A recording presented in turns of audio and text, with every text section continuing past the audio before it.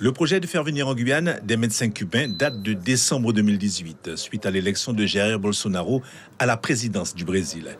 Il décide dans la foulée de rapatrier ces 8300 pratiquants exerçant dans le pays, une aubaine à l'époque, selon le conseiller territorial Gauthier Horte, qui parvient à convaincre la collectivité territoriale du bien fondé d'une telle démarche. En Guyane, une ordonnance de 2005 permet déjà, à titre dérogatoire, de recruter des médecins hors de l'Union européenne.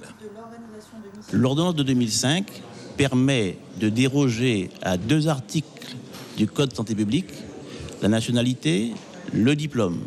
Mais il reste de façon nécessaire, absolue, que le médecin soit inscrit à l'ordre. Nous allons examiner leur dossier, bien sûr.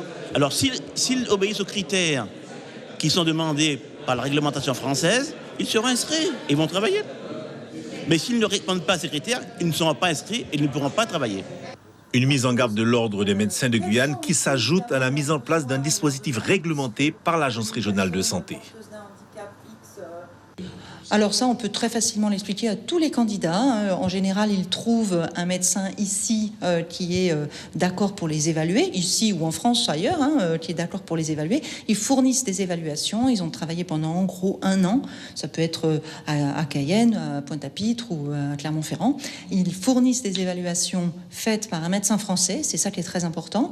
Et ensuite, au bout d'1 an, si ces évaluations sont bonnes, alors l'ARS autorise ce médecin à diplôme hors Union européenne à exercer en Guyane. Et à cet effet, le 7 juin dernier, un amendement a été adopté au Sénat afin de sécuriser ce dispositif. Un amendement qui s'inscrit dans le cadre du projet de loi santé qui, s'il était voté à l'Assemblée nationale, pourrait accélérer l'arrivée de médecins cubains sur le territoire guyanais.